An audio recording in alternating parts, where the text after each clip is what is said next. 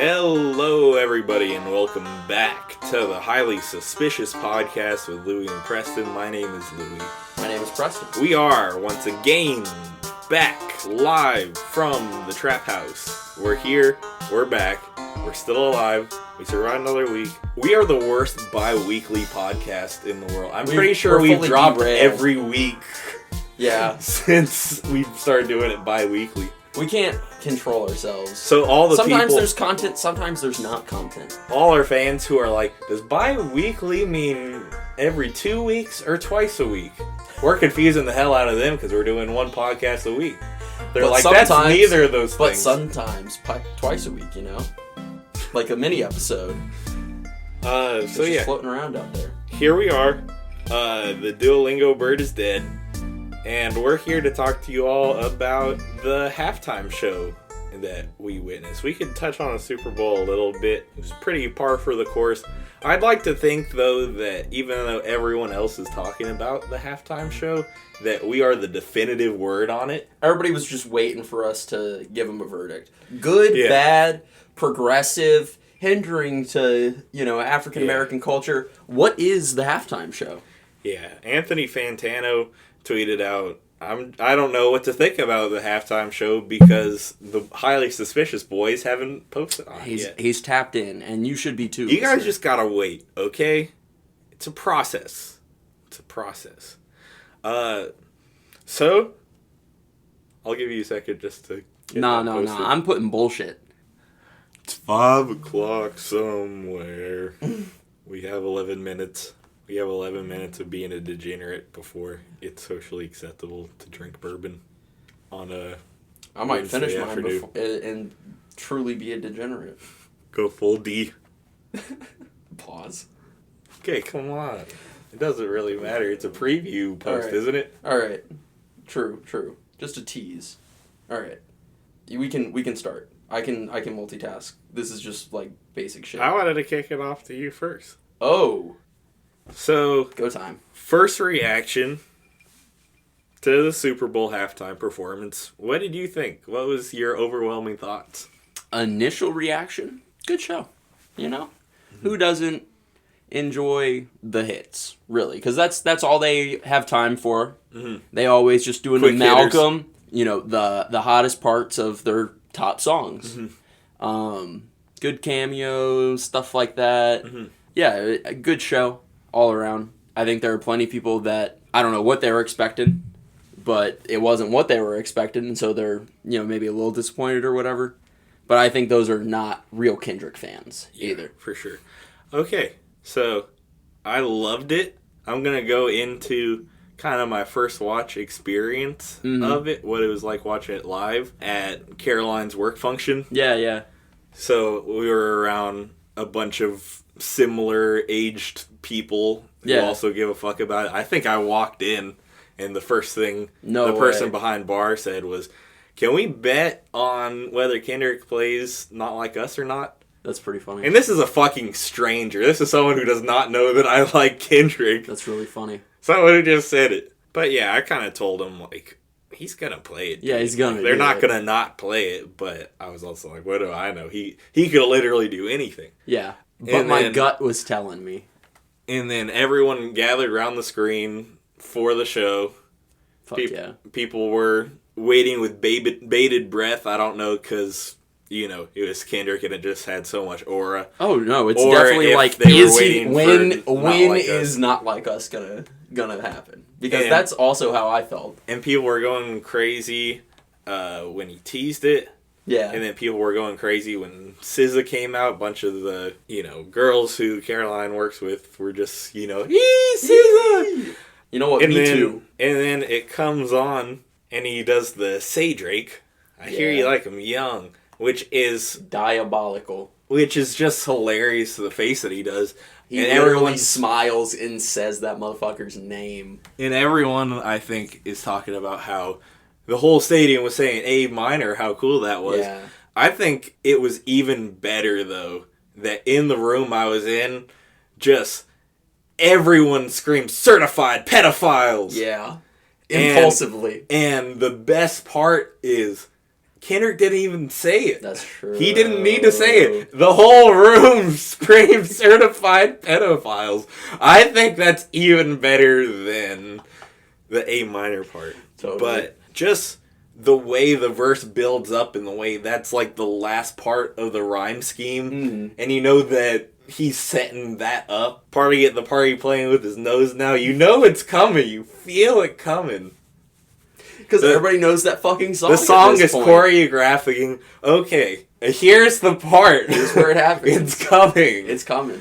Which is kind of like the opposite of Bryson Tiller's Don't, where you never know really where the don't is. I've listened to Don't a billion trillion times, probably more than 99% of people on this planet. Yeah. I still can't nail that Don't, even semi-consistently. This is just the opposite of that, of, being you feel it. In that way. You feel it. And then he ends off the show with TV Off, which just went stupid. Yeah, that was a good song to end it on. I feel like that song was literally made for this. Yeah. For this experience, for the mustard. He's like, it's not even worth watching this shit after this. Yeah, turn the TV Turn off. the fucking TV off. And I think people did. I mean, I was like, I honestly, you know me, I don't give a fuck about the Super Bowl. I heard it was a terrible game, too, which, honestly, if I'm watching sports, I want it to be, I'm very sportsman-like. Like, I can appreciate, it was a good game. Like, everybody had their chance at, winning the thing. That makes it entertaining to watch. Yeah, but if somebody just gets fucking creamed, what's the fucking point? Yeah. I was definitely hate watching that first half. I was just like, pile it on, Eagles. Bury Taylor Swift into the ground. That was funny, too. Somebody's take that I got was just being disappointed they didn't see more Taylor. That tells you a lot about that person, but it's one of those things where it's like, you know what? I was actually surprised that I didn't see more pictures of her from the Super Bowl online. That's gotta be, like, there had to be a conversation about it beforehand. Totally. Where you weren't going to show a bunch of reaction shots of Taylor if they're losing. Blown the fuck out. If they're losing. But I would have just relished that. Like, in college basketball, we're going to talk about college basketball later in the show. Right.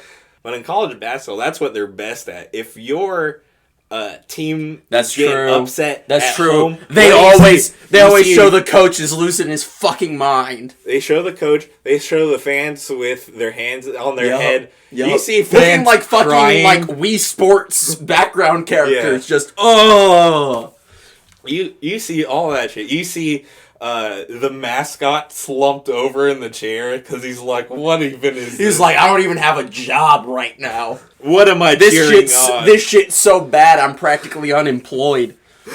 But yeah, there is a hate factor that, now that I'm saying it out loud, I kind of think that I got from college basketball, because I don't think any other sport does that. You know what? Fuck the other side. Well, I think it's one of those things where it's like, we don't have any other sports locally, truly, Yeah, for sure.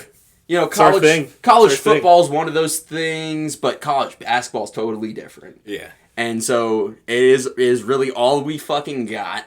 There are college basketball fans in fucking North Dakota. Yeah. That are like, oh shit. Yeah. Louisville. Oh shit, Louisville. They used to be good. Used to. I'm about to say a take. About to say a take about this, and I think it's going to piss off our target audience, our audience. Wow. It might piss off you. Wow. I'm sure you'll be fine with it after I explain it a little more, but I'm just going to say it. Rap music is not meant for the Super Bowl. It's not. It's not meant for the halftime show. It's not meant for it. I am very curious for your explanation. And here's why I say it. The censorship really fucks with me. And the reason why it fucks with me, and I think the reason why the people who know Kendrick's music really fucked with the halftime show, and the people that didn't know Kendrick's music really didn't fuck with the halftime show, outside of the demographic thing, the age thing. Yeah, totally. That's going to play in. That's there. Whatever. And I kind of love that it pissed some of those people off. Yeah. I love that Trump was in the stadium. Yeah, for yeah, it. yeah, yeah. But the reason why I say that rap music is not meant for the Super Bowl is because it relies so much on the syllables, on the rhythm of... They're not singing. That's not what it is. Rapping is like rhythmically putting something forward. And when you take out a word every bar or a word every couple bars, it breaks up, and you have to say bro, you have to awkwardly insert a different word in that's there. not meant to be there. That definitely doesn't rhyme, but also definitely doesn't fit in with the syllables. It fucks up the rhythm. It does not sound as good. So, how did I feel about the Super Bowl halftime show? I loved it, but a big reason why is because I love Kendrick's music. Yeah, and I could hear in my head, you know how it's what supposed the song's to go doing anyway, and why some parts sound awkward because they're cutting out the N word and they're putting in buddy. Or they're putting in bro, and it fucks it up. Yeah. So, even if you are an older person who is white, if you have an appreciation for some rap, if you listen to fucking Rakim fucking 50 years ago, 30 years ago, wow, that was crazy to Rakim. I'm sorry, Rakim. I love you. But if you appreciate it at all and you don't know Kendrick's music, you're still like, this sounds bad. Yeah. This sounds like every other thing on the radio. It sounds... Yeah, basic. If you didn't know any better, basic. Like some Migos shit. Yeah. If you didn't know any better. So, that's how I wanted to start, just so I get that off my chest. Negative off my chest. But I think that front to back, it was really dope how he did it. It was dope how Samuel L. Jackson has this whole I loved that narrative. Shit. That was what do really you think cool. About that? That was really cool. That was actually probably my favorite part. That because everything else, I fucking love Samuel L. Like I said, I think everything else was kind of subjected to this publicized perspective and like the grandioseness of the Super Bowl and shit like that. So it kind of. I genuinely do believe there was some tone-deaf shit going on where it's like the whole narrative of the revolution will be televised. If you've seen that around, that's one of those things where it's like you're still operating within the confines of what you're allowed to say and do. Literally. While also saying, like if you're really like fuck the system, say the N-word on TV, Kendrick. Fucking do it, Like Like, don't let them, censor you at all. If you really do not fuck with the system, then go for it. Here's where I have the dissonance. I think that there was... that's what I'm trying to say with Samuel L. Jackson's narration maybe being one of the better aspects of the performance because it plays into that construct that I'm saying it's like... It's underplayed by, so they're playing into it. So it's kind of meta to a degree. It's very meta. And it made me think about when we talked about Mr. Morale. Yeah. How it was crazy that he was like responding to criticism of the album as the album was coming out. Yeah. On the album. Yeah. So on that album, he's talking about, I choose me, I'm sorry, I can't please everybody. I love when they count me out. Just all these things that directly respond to all the criticism that the album got of, too personal, too whatever, deep, not aesthetically good to listen to. All the things that they used to take it down. Yeah. He responded to that as he did it. And he did the exact same thing with the Super Bowl. He said... Yeah. He had Samuel L. kind of playing this character of, like... the public being like, oh no, too ghetto. Like, I'm surprised they got that greenlit talking about. But, I mean... And that was people's genuine fucking reaction because it was not for them. That was the reaction. I totally agree. He responded to the reaction. Before it even happened. Because he knew what it would be. And I think it's cool... that he didn't play... He said he played the hits. He did play the hits. I mean, there was a mix. He also... he didn't do Mad City. He didn't do swimming pools. He didn't do Money Trees. But he didn't do All Right. I think the King hits that he Kunta. did go with were basically just able to be fit into the same narrative that he was trying to tell, you know? Like, I think the reason that it went well for me, sometimes people get out there, they really do just do their hits, and it sounds bad because they're not cohesive at any degree. And so the songs that he picked, it's like it all fits into one story, and he is a very narrative kind of artist. Yeah, absolutely. But here's what's dope about it. So in that way that he's not playing all the hits, he is kind of redefining what you can do on the Super Bowl. Like, this is low-key some groundbreaking shit as far as he's not the first modern popular who's in the height of their popularity that's been on the Super Bowl stage, but he just is kind of redefining as far as this is an extension of, like, my current era. Yeah. Like, in that way, a lot of the people that we get on the Super Bowl stage, like when you get the Chili Peppers, when you get J-Lo, Shakira, when you get all of these artists whose prime were a while 10 ago. years ago, you have to do the hits, because that's all people remember. You can't do deep cuts from 2012, because it'll be why the fuck did you do that? But this fucking album just came out, and so he can do multiple songs from this album. And it's huge. Totally. And it's even bigger now. Yeah. I saw that it's on pace to sell like 250,000 albums this week. Yeah, it's also like most streamed at this point. Yeah, most and streamed. Shit like that.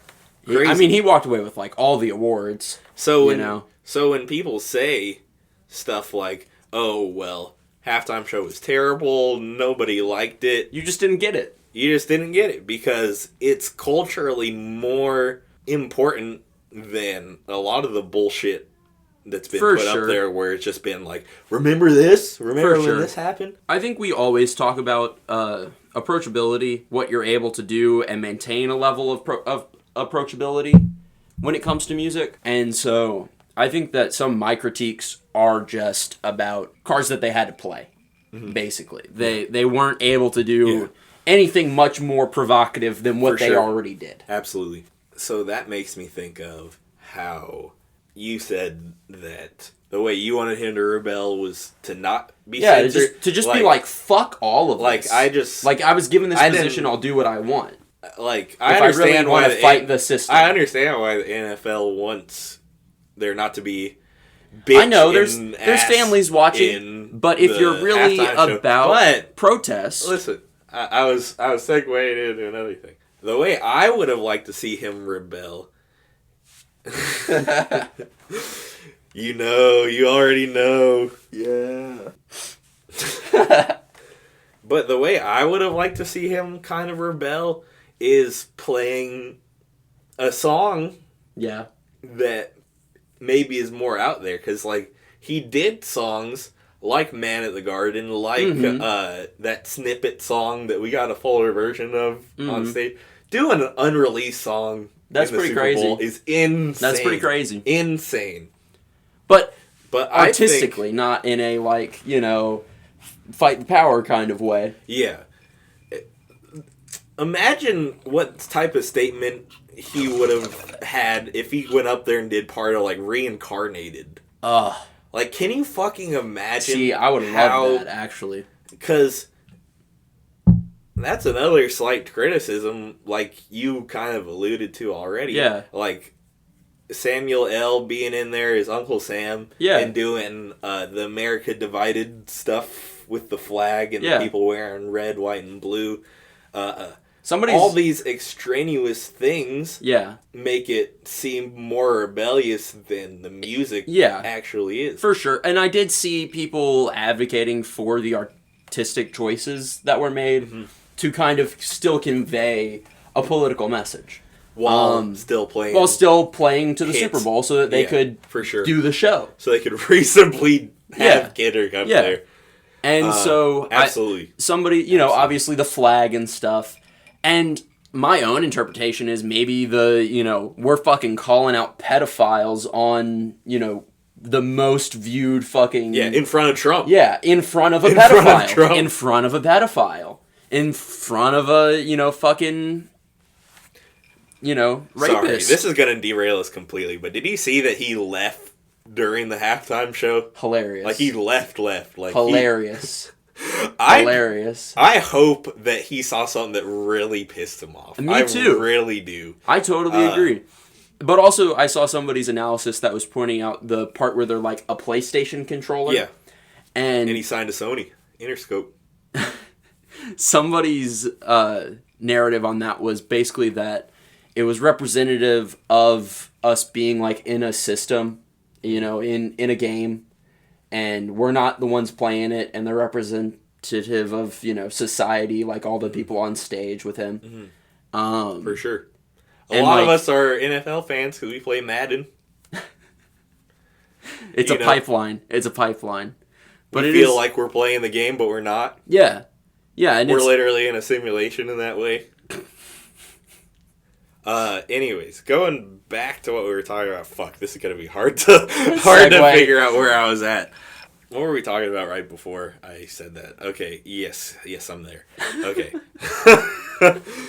Sorry, guys, I'm a little burnt out at the moment. Long day, filing taxes. Honestly, doing mine was hard enough. But I think that the way Kendrick picked songs, it makes the response to the halftime show look even more crazy. Yeah, and I think that might be part of the point too. Of like, these are just fun songs like "Squabble Up" and "Be Humble, Sit Down" and all that shit. Like, none of those were super offensive songs, but we still have a bunch of conservatives pissed off at it, fucking furious. Yeah, and I don't know. I don't want to see this at the Super Bowl. But is that shooting him too much bail, saying that he might have thought like that? Because we're already talking about how meta he's moving and how meta. Yeah, for sure. What he is doing.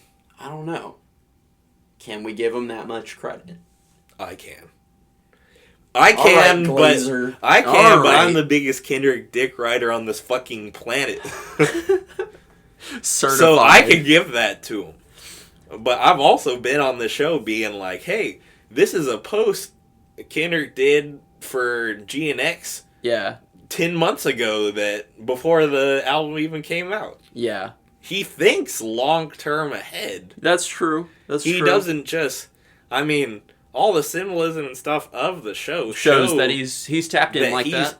Kendrick's and like team, we said about the GNX album, where it's like he is calling people out for what they're not gonna like. Yeah, for sure. Where Kendrick and his team are at right now with PG Lang and stuff, they are just so creatively like on another fucking level from everybody else. Everyone, there's that stupid adage that Nicki Minaj really likes, it's chess not checkers. They're really thinking like 10 moves ahead. Like, they are moving so differently right now. Yeah. From just all of it. Just like, I'm not going to go into the beef shit again. You all know. Yeah, we know. We have back catalog on that shit at this point. So we can't even, we don't necessarily need to dwell on it. Is Drake going to sue the NFL? Because that was the debate of whether or not he was going to do the song at the show. Was does the NFL want that smoke? I love all of the subtle fuck yous of like... Yeah. The entire show is a subtle fuck you, dude. Yeah, it is.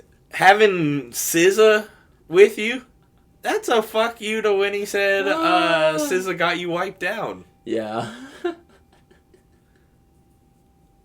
That was my favorite part of the show, though. SZA killed. Like I said, I know you were like, all these chicks were like, ooh, when SZA came out. I was too. Like, bro. Shit. Who doesn't love a fucking guest performance? She was so good. Get them out there. And I feel like those were also the two aesthetically pleasing songs as far as the Super Bowl goes, where those songs were kind of made for radio in the first place. Yeah. So in that way, you don't have to censor the same way. Yeah. Like, yeah, it sounds like just Kendrick doing better. All It's the not Stars. edited. Like, I don't think he curses in that verse. He's just like, Yeah. oh, you want your congratulations. Mhm. And I heard this on... Fuck, this is going so long. But Dead in Hip Hop was talking about how, like, certain lyrics from, like, his old shit, like his verse on All the Stars, like his Yeah. shit on Humble, like, it fits so well with the Drake shit, with the beef shit, with all the stuff that we know now. Yeah. And it's just crazy hearing it like that. You know, like, fuck you and all your expectations, I don't even want your congratulations. Yeah. Like all that shit really sounded great in, like you said, the greater context of what he was trying to do here. Outside of just playing the hits. Yeah. I thought for a second there maybe my feelings about it were changing, in our conversation. But I also think that it's still the halftime show. Yeah. For sure. Like, there's only so much he could do. Yeah, absolutely. But yeah, I think one of my things is always like when I see an artist live, it takes certain shit to the next level. For sure. A good example is last year when I saw JPEG Mafia and Danny Brown live. Yeah. Like, that took all that shit just, like, to the next level for You have me. a new appreciation for it. And I'm spinning the album like it just came out. Yeah. Same thing here, even though I wasn't actually there, but just seeing GNX perform live. There's more improvisation to live performance of, any song. Yeah, I could have seen him not playing Peekaboo, Yeah. but that song is fire, and I hope that it's getting more love from it. Bro, can you do me a favor? Yeah. And pull the show up on your phone. I just want to play the beginning of it, and I can't believe that it has taken me this far into the show to talk about this. I gotta thump my chest about something right now. Oh, shit. The National Football League welcomes you to the Apple Turn it up. Music Super Bowl 59 halftime show.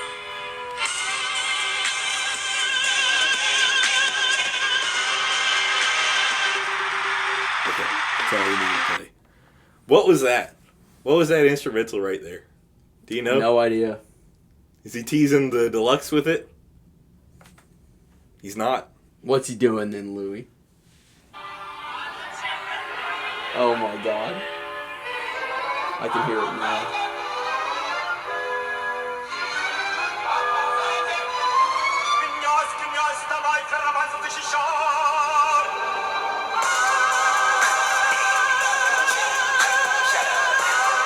What is that?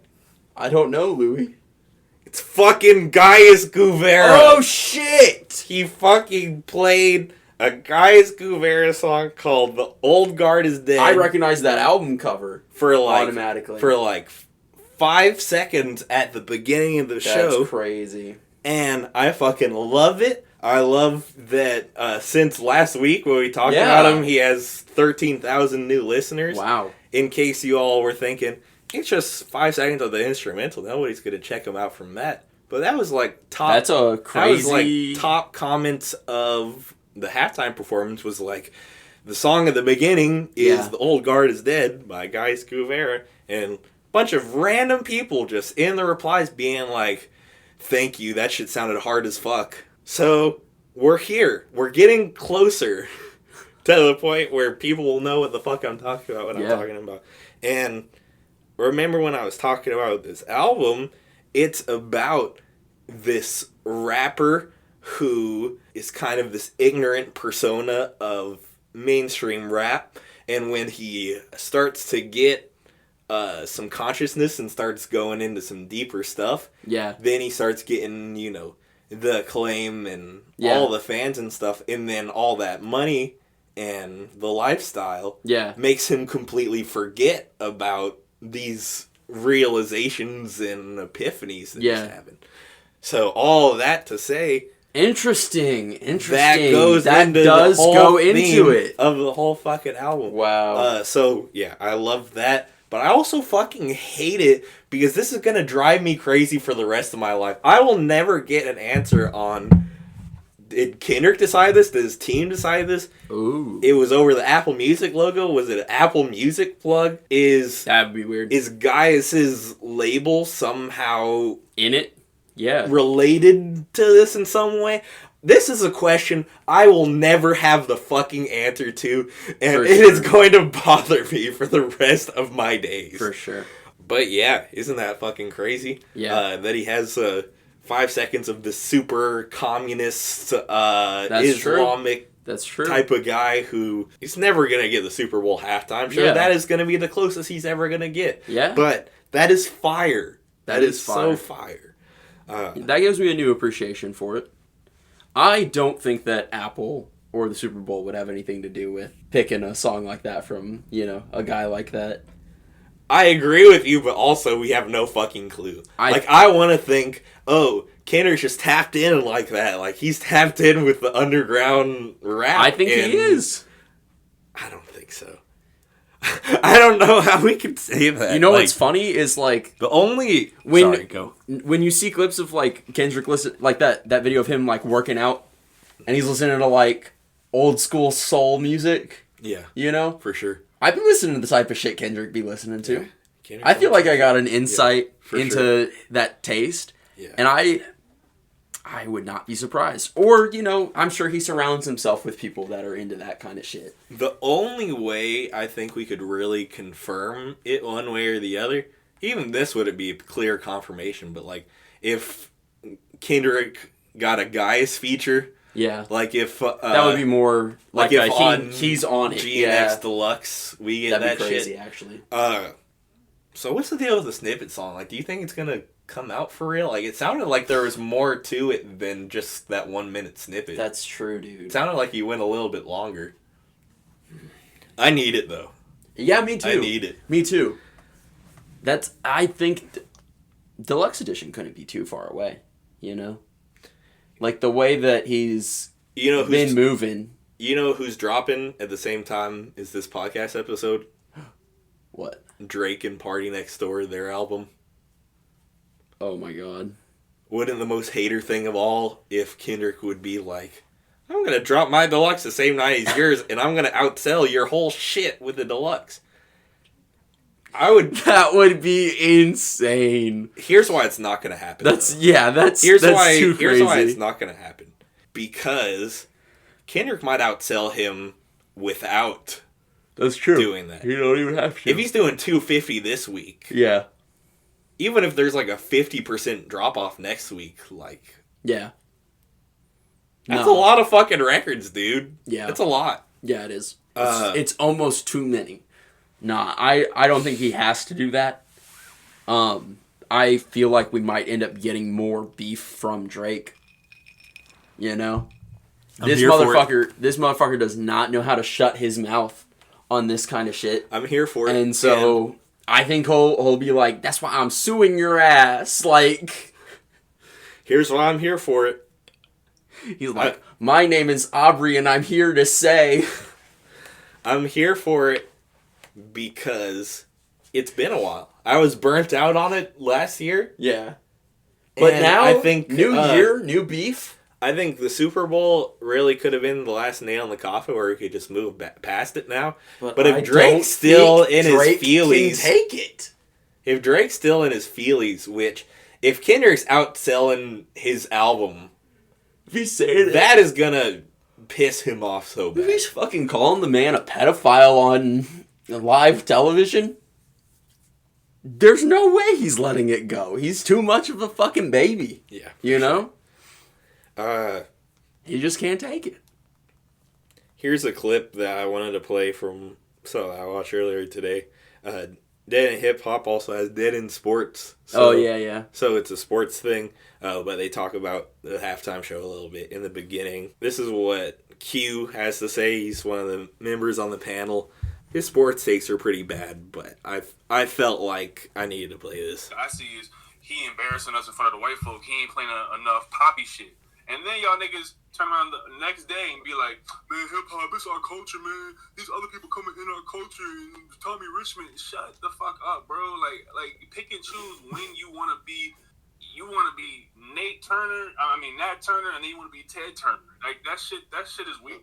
Yeah, I just would have been remiss if I didn't play that because people's priorities on like rap as rap fans, like it's very hypocritical. It's very much like, do we appreciate the art or are we like just play the fucking hits, just play the fucking songs everyone knows? I feel it should be one or the other. If you appreciate the art, you shouldn't be. I think individually, yes. I think that it's one of those things. There's never just going to be a strong consensus on. For sure. And as critical and objective as you might want to try to come into it, like just as somebody that appreciates art, you're still going to end up swayed by those outside perspectives of the feelings that everybody has to shit. So. That's a good segue. We should talk about the response just for a second, and then we can move on. All right. So a lot of people got their feelings hurt. I got secondhand embarrassment before the Super Bowl even happened, just thinking about, people like my dad and my family just hate watching it, just like... they have to. I mean, like, I love the shit, but at the same time, like... I know that the Super Bowl is not the place. To them, Peekaboo probably sounds like the worst thing ever made. Yeah. And so, in that way, I kind of understand the reactions to it. Because it was never going to be for anyone. Yeah. Everyone, I do think, kind of what I was alluding to earlier was, it's these bigger sweeping statements of, like, this is pissing people off about rap, this is pissing people off about racism and all of this shit, but it's like, just say it's not for you, dude. Yeah, I agree. You're making this big. You don't have to be like so. You don't have to bothered by it. You don't have to be an asshole. You don't have to make it like some political statement. I totally agree. Just say it's not for you and keep it rocking. Yeah, your music wasn't good for your grandparents. Your grandparents thought your music fucking sucked. It's the same thing. And music is so different now. At a certain point in this country, you get to where the top-rated song was literally like, Mary Had a Little Lamb, or some shit like that, So, at a certain point, old people don't have what I would call any exposure to what modern taste is. I gotta go get the speaker. Okay. Ugh. I did not do my homework, that's why I didn't know that song. From the guys who... yeah. Well, I'm going to play it now, so... yeah.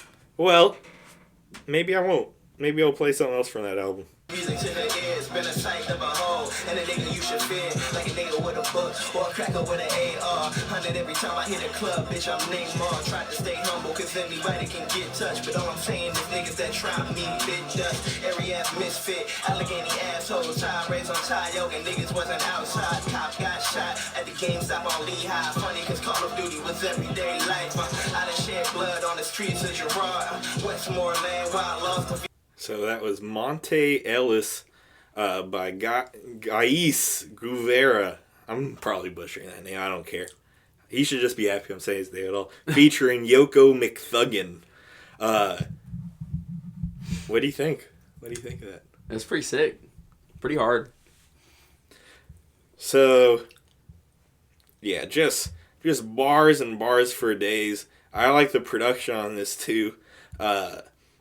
I considered playing The Old Guard is Dead, which was in the halftime show. I also considered playing, a couple of these songs on here are a lot more accessible. Yeah. And are something that maybe if you aren't the most hip-hop head ever listener, you might hear. I know that you chose that one for me and for us to discuss. Yes. Yes.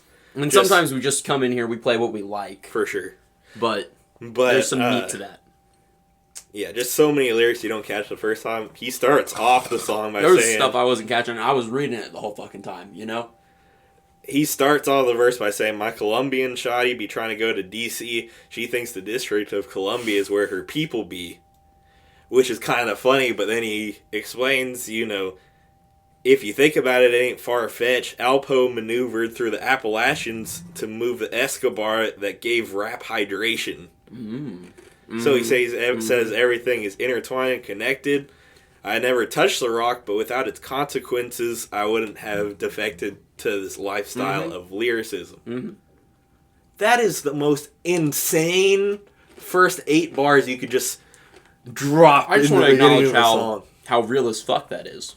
How Real as personal, but the way of saying it. Because plenty of rappers have been like, because of how the black community has been affected by the government, like, I was put in a position where I was either in a gang or I did this. Yeah.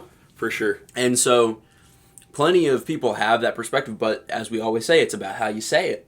And that fucking catches my ear because it's said so, like, visually.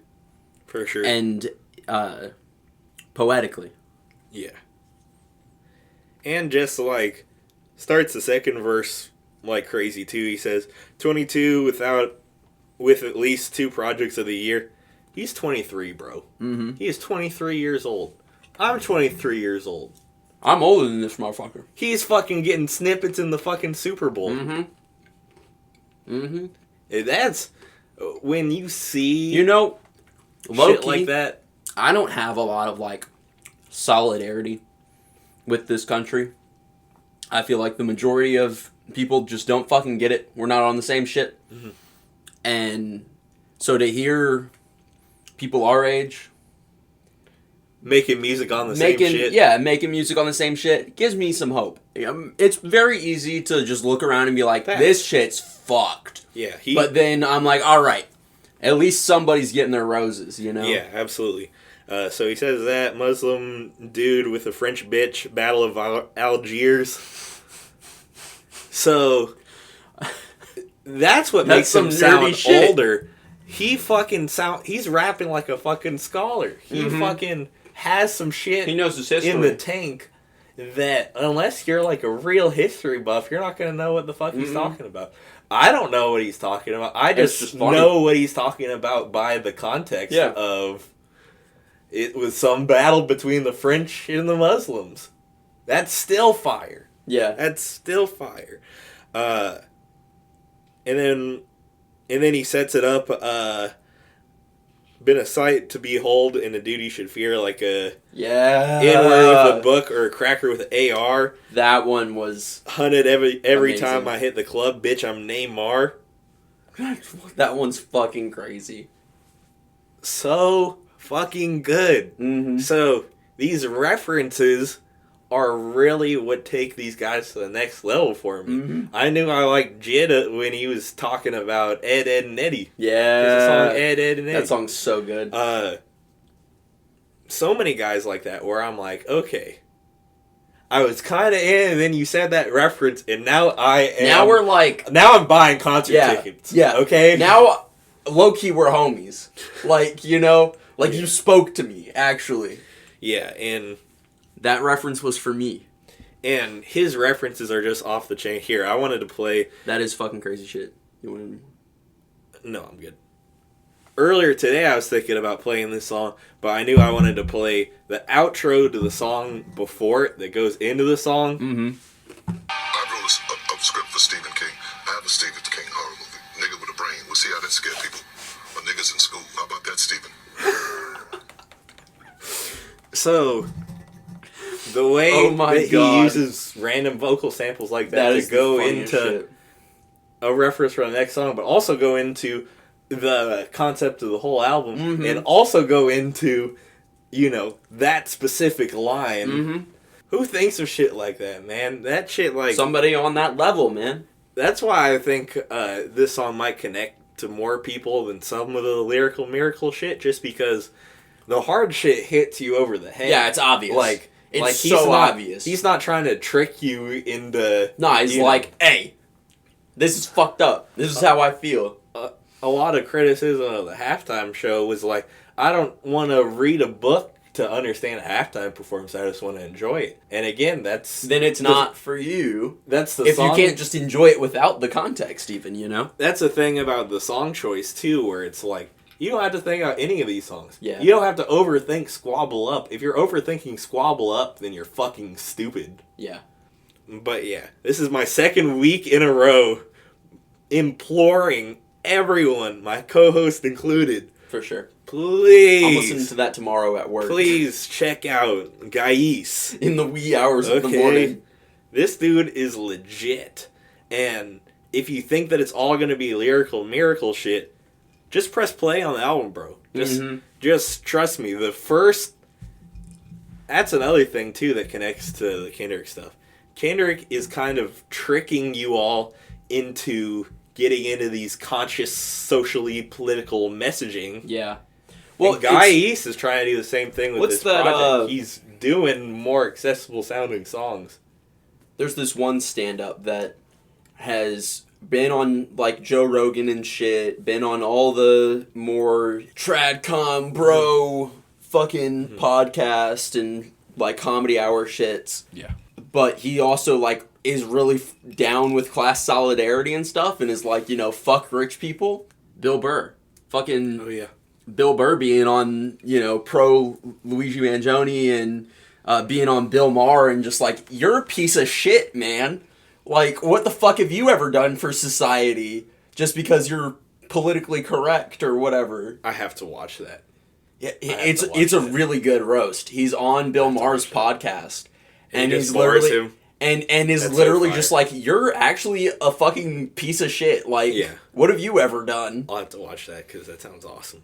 Because he is very much I with fucking it. hate Bill Maher. Yeah, he's really a fucking tool. And for a while, I was like, oh, cool, like a political discussion, you know, base level. It's like the Joe Rogan thing where when you try to be open to all ideas, that's a quick path to start letting in some loons. weird shit. Some fucking weird loons. shit. Okay, so don't have very much time, so I just gotta get this shit off my chest. I would be remiss. I think that's the 5th time that I've said that this Louis' new favorite word. I would be remiss if I did not tell you all about how fucking good this Louisville team is right now. Yeah, so we're keeping it going. So let me give you all a little bit of history, a crash course on Louisville history. So Rick Pitino was a Hall of Fame coach. Fucking Pitino. He got kicked out for hookers and banging bitches at Porcino's and... Is it Porcini's? Porcino's. I'm not going to edit. No edits this episode. We're perfect. We're doing this perfect. And getting strippers for recruits and stuff. And he got kicked out for that, left in scandal, all this stuff. It's come out after the fact that he might not have known anything about that. He knew about fucking bitches at Porcini's. But that's another story for another day. That's his business. But since our Hall of Fame coach, Rick Pitino, left the program of the Louisville Cardinals, we've been in shambles. Yeah, shit's been downhill. And it led into what I call the era of mediocrity, where we kind of hired these guys that just the average Joes that might not be the best coaches in the world, but will be scandal-free this era where we're kind of shitting our pants that the NCAA is going to give us some fucked up shit. Mm-hmm. So we hire Chris Mack, we hire, just some mid guys. We hire Scott Satterfield. We hire some mid fucking guys. Mm-hmm. And Chris Mack, for a while, had some success until one of his assistant coaches tried to extort him. So that happened because they didn't make the March Madness tournament in 2021, which was a weird COVID year. They had a few games that they missed because the team got COVID and then they would come back and they would look sickly as fuck. Anyways, they didn't make the tournament that year, and then the brass at University of Louisville said, if you don't make it to the tournament, you have to make some changes. So we have to fire your assistant coaches, and you got to hire some new guys. One of those assistant coaches that they fired was Luke Murray. Yeah. A name that might be familiar to you because he's Bill Murray's son. Bill Murray was a Louisville fan for a few years. Yeah. I can't believe that we fucked that up. Ruined that. I fucking love Bill Murray. And now he probably hates us. He hates me. He's Preston. like Louisville is actually a scorn on my family name.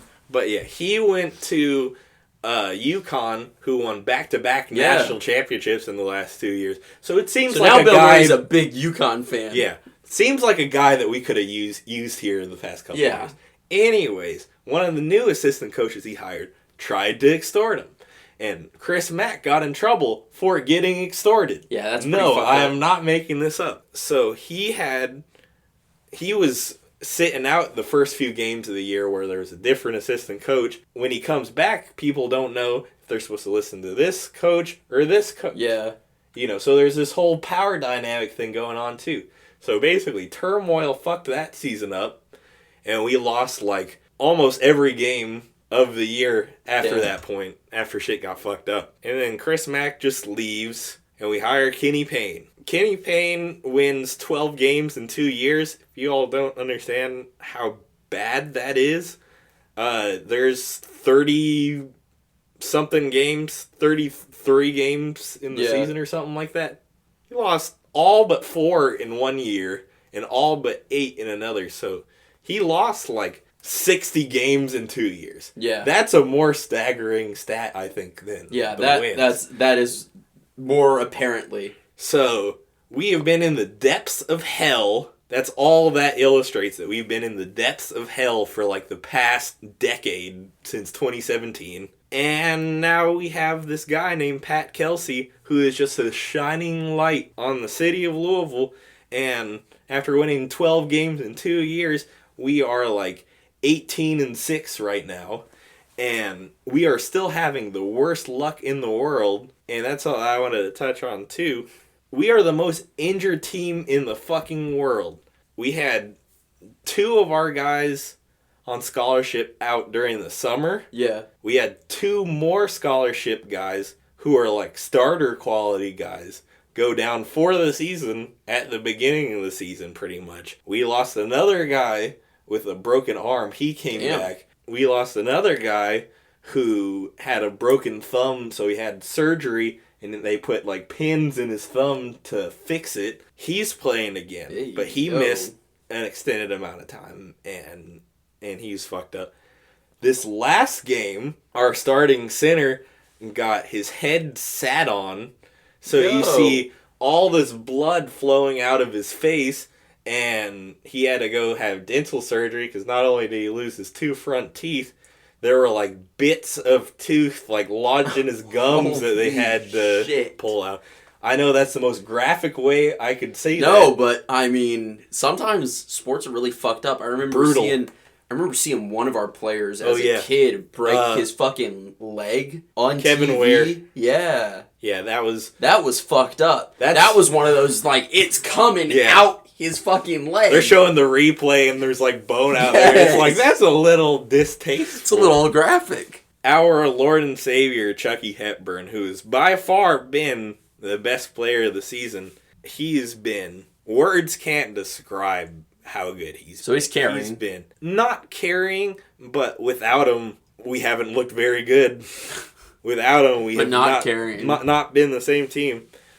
He's been out the last couple games because he pulled a groin. Damn. Which is fucked up because that can be a lingering thing. Yeah, that He's hurts. supposed to play tonight. God, I hope we fucking win tonight.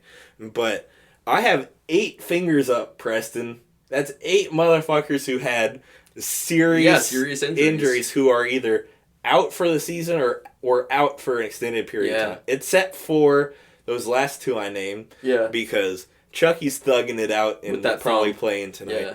And our starting center, who got his teeth all fucked up, he's wearing a mask tonight, but he's playing. He said that he was texting in the dentist chair, "Coach, I am playing on Wednesday. You cannot keep me out of this game." Damn, bro. Through all of that, he gonna be playing on that Vicodin. They give them the good shit. He gonna be feeling real good. Yeah, they're giving him horse tranquilizer. They're giving him all this shit. So that's 8 players, 6 players that really missed a substantial amount of time. Mm-hmm. And we are still 18-6. Damn. And we're going to probably go to the NCAA tournament and have a pretty decent seed. And I couldn't be happier. That'd be better than it's been in a long time, honestly. These dudes are so fucking legit. If we get a little more healthy by the time March comes around, Yeah. you heard it here first. That's what I wanted to thump my chest about a few episodes ago. Is how... You called national championship. Yeah. It could be coming. It could happen. It might not. We didn't specify a time frame. Hey, It could I happen don't even this know year, if though. we'll win, but we'll fucking get there. You said we're going to win it all. Maybe this year is the year that we get there, Yeah.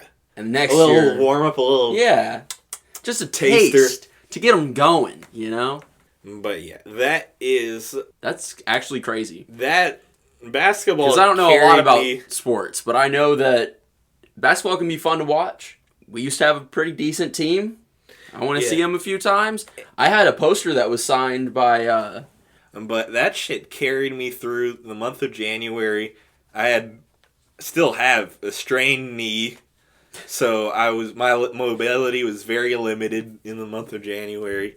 We were snowed in for a good part of the month of January. So there would be these time periods where I wouldn't go outside, but it would still be like, okay, we still got fucking basketball to look forward to. That's all you had. And it sucks that over the past decade or so, we've lost pretty much all the casual fans who are like, if we're fucking terrible every year, why would I watch this shit? But now we're starting to get those people back. We're starting to slowly, it's like after having a bad relationship. You don't know if you want to love again. Okay? I don't think you're wrong. A lot of the fan base has PTSD. A lot of the city has PTSD. Yeah. And so every time one of these injuries have happened, we've just been like, oh God, why me? This is terrible. Life is so bad. Ruining a good thing. And we just keep finding a way I to am win. surprised we that keep you said making we're it doing happen. well with all that. That's fucking crazy. We keep making it happen. We just came off of a 10-game win streak. Yeah. Which is insane. In one of those games, Chucky Hepburn... When do you think was the last time Louisville had a 10, win streak? It's got to have been a long time. Long-ass fucking time. You know? We've had a bad few fucking years, really. I would not be surprised if it's been when we went to the NCAA, that was when we were back in middle school, man. It's a long time ago. I would not be surprised if 2013. Their last win streak like that was... No, that was... that's when we went... Championship Yeah. It was a long time ago. Yeah. Yeah, my phone's dying, so I'm not No, gonna you're go all there. good. I'm just sure that is one of those crazy stats where it's like, this could be fucking year. Since we've talked about the bad times, I just felt like we would be doing a disservice if I didn't come on here and be like, hey guys. Here's a high note. We're back. We at least have Louisville basketball. Yeah, in this world of darkness. Okay, thank you all for watching. Final thoughts? We're in a simulation. Free Luigi Mangione. Free Bill Burr. Free Bill Burr. Let that man speak. Yeah, let him talk. Bill Burr for president? Question mark. Let Kanye talk. No, we didn't talk about that. No. Don't go there. We were ending on a high note. Damn it, we have to go for another hour now. I'm just kidding. But maybe next time. Thank you all for listening. Follow us on socials, specifically on Instagram. Leave us a 5-star review. Leave us any review. Tell us we fucking suck. Literally Give us some feedback. any feedback. You can hit me up on Instagram at Forever Out the Blinds. What's the Twitter, Louis? I'm never giving that away. Here's something that I love about Twitter. I'll end on this. Socially, it's acceptable to ask for people's Instagrams and Snapchats and all of this stuff. But don't I ask think me for my most Twitter. of the people I know have Twitter, but it is not. You don't want to ask me for my Twitter. I don't want to ask you for your Twitter. It's for the best. Totally. If we saw each other's, you shouldn't Twitter, know me from Twitter. You should know me any other way. I walked into my boss's office and he was getting a tweet off, and I was like, I do not want to know what the fuck you're what tweeting, he's barring. man. I'm sure. Yeah, Honestly, even like Clark, like that's his business. We both see the same shit in the same accounts on social media. I don't want to know who he is. Yeah. I probably interacted with him But you've before. probably seen one of his comments before. I probably have. All right, goodbye, everybody. We'll be back whenever.